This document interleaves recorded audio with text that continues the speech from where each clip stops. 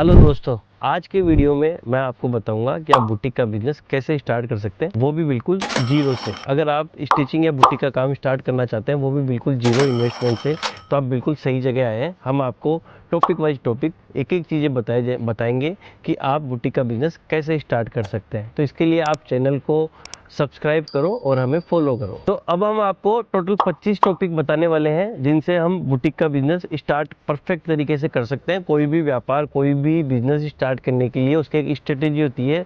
ऐसे ही नहीं होता कि हमने सोचा और हमने वो खोल लिया कॉन्सेप्ट। तो अगर हम जीरो इन्वेस्टमेंट से बहुत अच्छा एक बुटीक या बिजनेस स्टार्ट करना चाहते हैं, तो उसके लिए ये हमने 25 टिप्स बनाए। इन टिप्स को हमने भी अपनाया है और हम चाहते हैं कि बाकी के लोग जो भी ये वर्क करना चाहते हैं वो भी इस चीज़ को अपनाएं। और मैं गारंटी से कह रहा हूँ कि 100% आप ऐसा चला सकते हो जिसमें आपका नाम भी होगा, लोग आपको जानेंगे भी, और एक बहुत बढ़िया इनकम, जो सरकारी जॉब, सरकारी नौकरी या फिर कोई भी एक प्राइवेट जॉब, चाहे वो कैसा भी हो, उससे काफ़ी ज़्यादा अच्छा होगा। और साथ ही साथ में इसमें एक अलग ही रेपुटेशन होगी। तो अभी हम टॉपिक पे डिस्कस करेंगे। मैं आपको पूरे 25 टॉपिक बताने वाला हूँ, आप नोट कर लीजिए। फिर हम धीरे धीरे एक एक वीडियो में आपको सारे टॉपिक बताते जाएंगे। तो इसके लिए सबसे जरूरी है, सबसे पहली चीज़ जो हमें जाननी चाहिए कि बुटीक का बिजनेस हम कैसे स्टार्ट करेंगे, सबसे पहला पॉइंट। दूसरा टॉपिक कि बुटीक जो हम ओपन करेंगे वो घर से होना चाहिए या हमें मार्केट में कहीं पे भी एक शॉप लेनी चाहिए। और जो इन्वेस्टमेंट की बात होती है कि बुटीक का जैसे हम सेटअप स्टार्ट करेंगे तो उसमें कितना इन्वेस्टमेंट होगा, बुटीक के लिए हमें क्या क्या सामान की रिक्वायरमेंट होगी, और अगर हम बुटीक खोलते हैं तो ऑब्वियसली हम सिलाई भी करेंगे, तो हमें कौन सी सिलाई मशीन लेनी चाहिए जो सबसे बेस्ट होगी। हम एक एक टॉपिक के बारे में आपको बिल्कुल डिटेल में वीडियो बना के देंगे। अगर आप देखना चाहोगे, सीखना चाहोगे, तो हम डिटेल से आपको एक एक चीजें बताएंगे। मैं पूरे 25 पॉइंट आपको बताऊंगा। उन 25 पॉइंट का हम डिटेल में एक पूरा वीडियो बनाएंगे अच्छे से, जिसमें आपको समझ में आए कि अपन कैसे क्या कर सकते हैं, कि हमें इंटरलॉक वाली, ओवरलुक वाली मशीन लेनी चाहिए नहीं लेनी चाहिए। स्टिचिंग के जो चार्जेस होते हैं, एक्चुअली सबसे मेन चीज़ है चार्जेस, वो हम कैसे फिक्स करें कि हम स्टिचिंग के चार्जेस क्या लेने चाहिए। अगर हम ब्लाउज सिलते हैं तो ब्लाउज की स्टिचिंग की क्या रेट होनी चाहिए, अगर हम कुर्ती सिलते हैं तो कुर्ती की स्टिचिंग की रेट क्या होनी चाहिए, अगर हम लहंगे सिलते हैं तो इसकी स्टिचिंग की रेट क्या होनी चाहिए।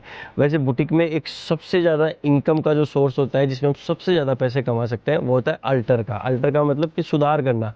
अगर किसी ने कहीं पे लहंगा सिलवाया, उसका बिगड़ गया, किसी की कमर में अब वो लहंगा नहीं आ रहा, शादी से पहले उसने बनवाया था, अब बाद में उसको अल्टर करवाना चाहते हैं, तो अपन इस चीज़ को मिस कर जाते हैं कि हम नए की तरफ ही जाते हैं। जबकि आप अल्ट्रेशन में जाओगे तो कस्टमर का आशीर्वाद भी मिलेगा और साथ में आपको पैसे भी काफ़ी अच्छे मिलेंगे। उसके बाद में डिपेंड करता है कि आप कस्टमर की मेजरमेंट कैसे लेते हैं, क्योंकि मेजरमेंट से ही सब चीज़ें डिपेंड करती है। कि नाप अगर सही होगी तो 100% फिटिंग भी अच्छी होगी, और अगर फिटिंग अच्छी होगी तो कस्टमर आपको कभी नहीं भूलेगा, हमेशा आपको ध्यान रखेगा। उसके बाद में मेजरमेंट्स के लिए कैसे कैसे मेजरमेंट्स हो, अगर हमारे पास में ऑर्डर आ जाता है तो उस रजिस्टर को कैसे मेंटेन कर सकते हैं हम, और डिलीवरी टाइम को कैसे मैनेज करें। अगर सबसे मेन चीज़, इस चीज़ पे विशेष ध्यान रखना है। अगर हम कोई भी बिजनेस करते हैं जो कि सर्विस से जुड़ा हुआ है, तो सर्विस का मतलब है टाइमिंग, कि अगर कस्टमर को किस टाइमिंग आपने बताया कि मैं इतनी डेट को दे दूंगा या इतनी डेट को दे दूंगी, तो आपको बिल्कुल उस चीज़ का ध्यान रखना है कि हम अपनी डेट को कैसे मैनेज करें, कि हम कैसे प्रोडक्ट को डिलीवर कर पाएंगे। उसके बाद में हम मार्केटिंग फील्ड में जाते हैं कि कस्टमर को हम कैसे लेके आए, व्हाट्सएप से बुटीक का प्रमोशन कैसे करें, इंस्टाग्राम से बुटीक का प्रमोशन कैसे करें, बुटीक का विजिटिंग कार्ड, पोस्टर,